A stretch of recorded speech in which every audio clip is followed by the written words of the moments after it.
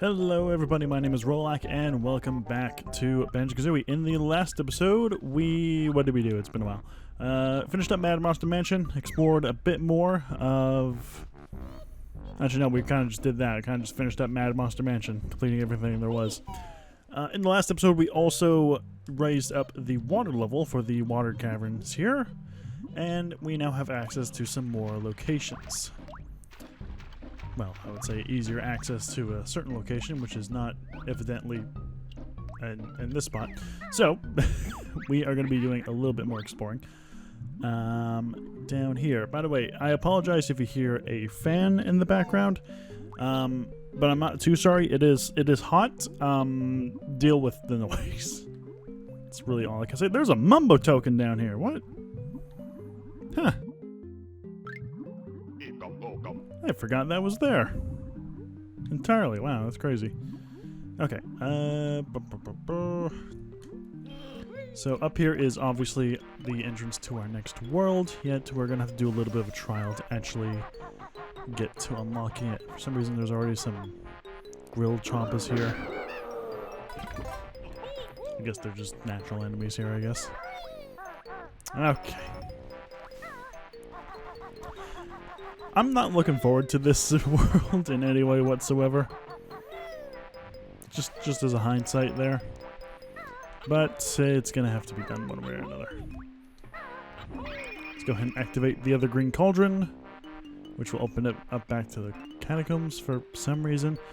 Honestly, I have no real idea as to why he's even a warp point. Yes, it is technically faster than just walking all the way over here, or swimming, I guess, but I mean, it's really not that much of a, you know, slog. Oh hey, golden feather. Nice. Okay, so we obviously want to head over here. Now, is there anything else for us to grab? Yes, there is actually. Because I believe it's in this room actually. If we look up, yes. A little cavern over there. We'll get to that in just a moment. But for now, let's head over here. Which is still a part. This is actually the place where we opened up Mad Monster Mansion.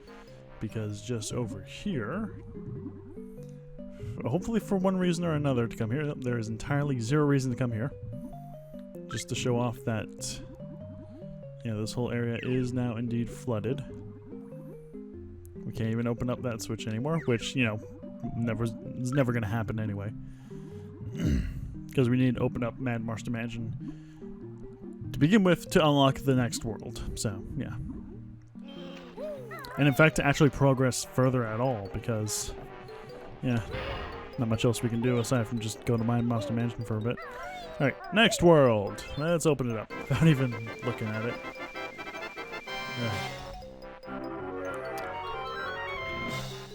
We are heading to Rusty Bucket Bay.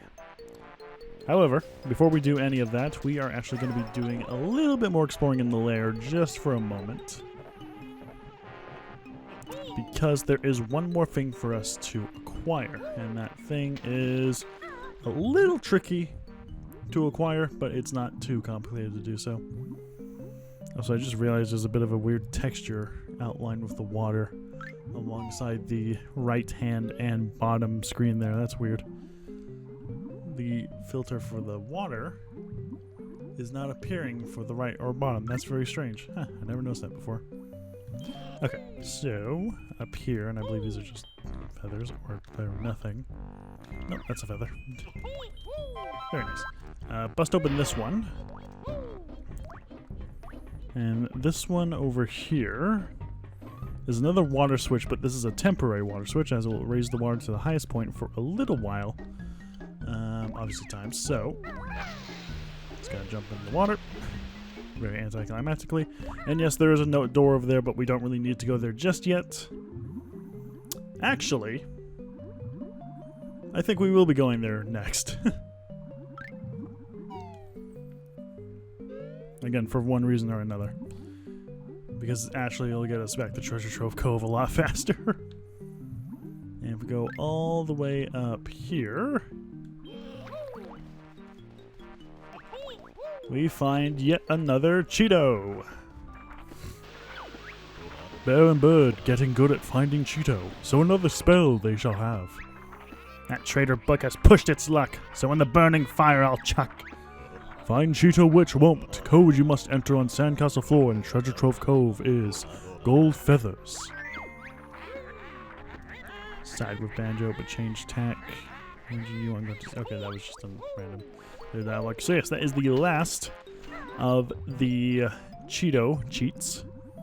Technically, there is technically one more to be unlocked, but actually no, that's all the cheats. Every single cheat. So, you might be wondering what that note door leads to. Well, it does lead to something. However, we will not be fully exploring that area just yet. But in that area is indeed something that is helpful for us. Oh boy, come on. Here we go. Only 640 notes are required to open this door, which isn't really much of a challenge, but it is requiring you to collect at least a good chunk of notes in most of the worlds. There's a lot of whiplashes here. Alright, you know what? It's just easier. Now, this indeed is another entrance to a new world, but again, we're not going to be exploring much of it. There's a big butt, big a butt. However, I will... Oh, hey, a black gruntling. These guys are the toughest of the gruntlings, taking quite a few good hits. Can't even get to there, that's strange. Are there leaves on the side? There are not. Oh, Gruntilda's over here, though. Let's go say hi to her. What do you got, Brenty? Gruesome Gruntilda's favorite pastime is flying radio-controlled bats. That sounds pretty cool, actually. This poor guy called Dirty Birdie was her first and only boyfriend. When she was younger, Grunty used to have a greasy warthog as a pet. Wonderful. So while we're here in the meadow, I guess we can call it, or something. I'll probably think of something. We have yet another note door, but we're going to be needing a bit more notes for that. For the time being, let's head all the way over to the right side of this area. And this will be useful for later. Yeah, shut up, Grunty. And that opens up a... What is it? Opens up a world opener in a different room that we haven't seen yet. We could have probably seen that, but probably could have gone to that room much earlier in the game, but I didn't really want to bother showing it off for some reason. Number token here. And we could just go into the next level. However, if we go ahead and take a gander down here, down this crevasse, we will find the orange cauldron. Orangish, reddish, orange cauldron. That led us all the way back into the sewer pipe. We are indeed going to be backtracking here because I think we actually have enough jiggies to open up the last world. And you know, since we're here, we might as well do it. So I mean, there's not really much reason else to not do it. So yeah, why not? So the entrance or the puzzle for that world is actually down here. At the base of the waterfall, there's a little secret little cave here that you could have gone to at any point in any point of the game when you first got to this little section, but I chose not to because it would be, you know, spoiler. And in this area there are a few... Well, there's a one up there, and I'm pretty sure I saw a Mumbo token in the corner of the room over here when we activated it, yes. And Gruntilda's hiding in the corner over here. What do you got? Ugly Grunty's nickname was Cauldron Butt at which school? Also know that freshly burst boil...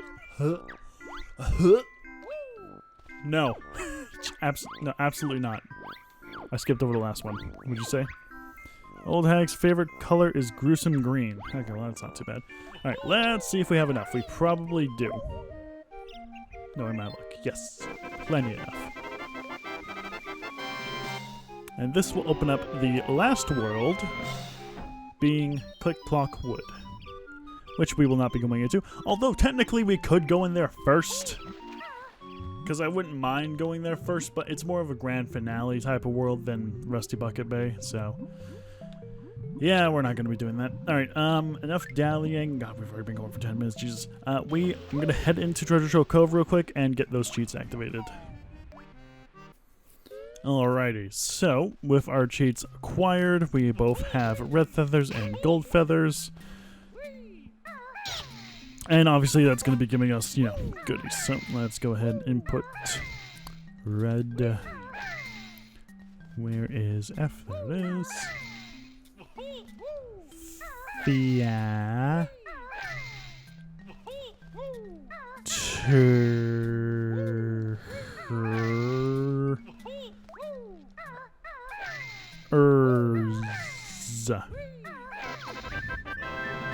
Baron Bird, get 100 red feathers. 100 maximum now is.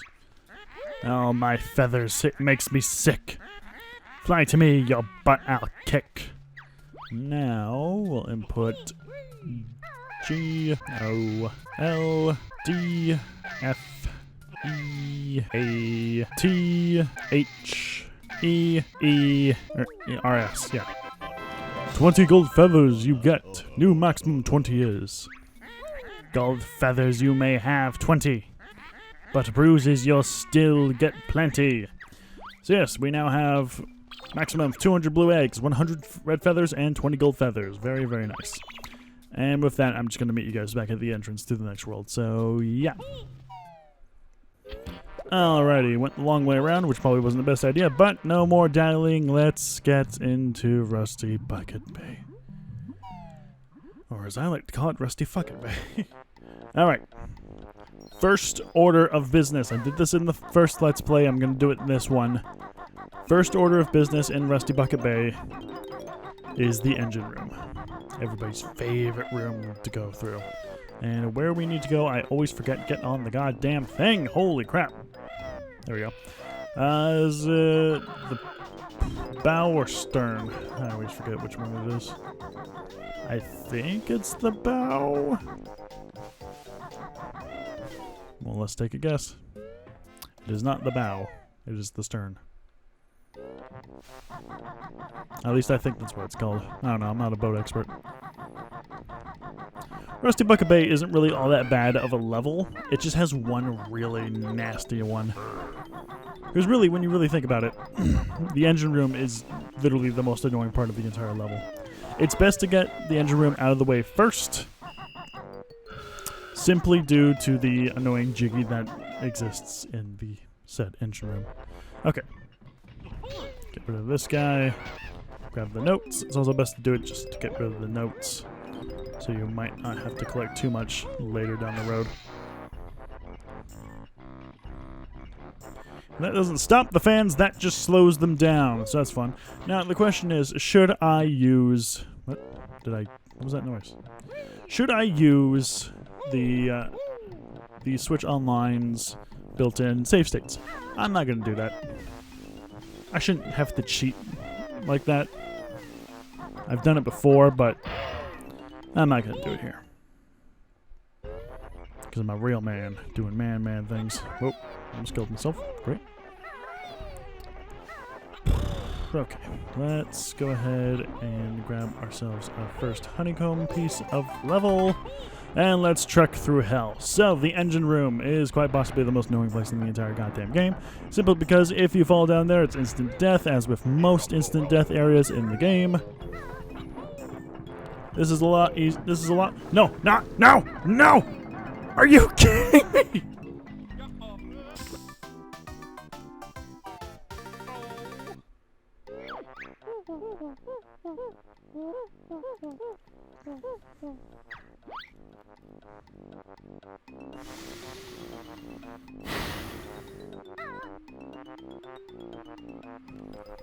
I'll be right back. Okay, let's try that again. Yeah. That is legitimately the first time I've ever died on these things, so it's definitely a first for me. Fantastic. I don't even know what the hell happened. Okay. The annoying part is that it's not only one jiggy to get here, there's a whole other prelude of crap. And there are some mumbo tokens over there. I'm not gonna get the mumbo tokens. Simply because I do not care all that much. At all. I don't care at all.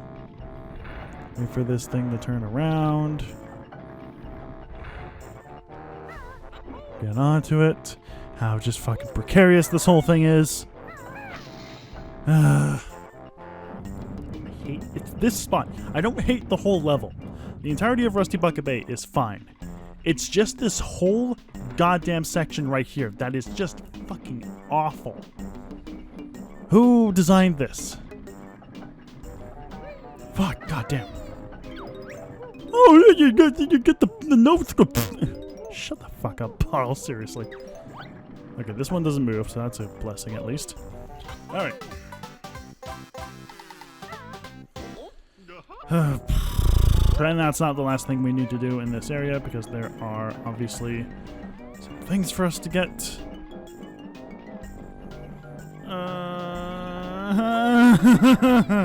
Okay. Okay. Stop! Oh, I hate this place so much. Okay. What's over there? Is there anything over there of interest? No, there isn't. God, my audio is peaking so badly. Oh my god. It's so bad. Okay. And the good thing about that, it doesn't! Whew! Okay. Okay, it stops these things from spinning, but nothing else stops. I almost thought it did, but it didn't. Okay. Okay.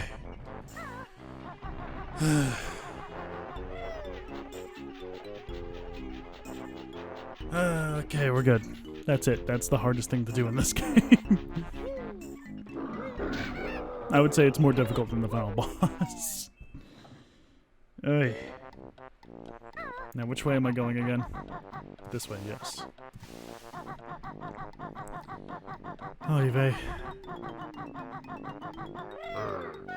So, at the back end of the ship, dive down here. And yeah, the water's oily. Carefully navigate it. Grab it. There we go. Get through without getting chopped up. There we go. Okay. Okay.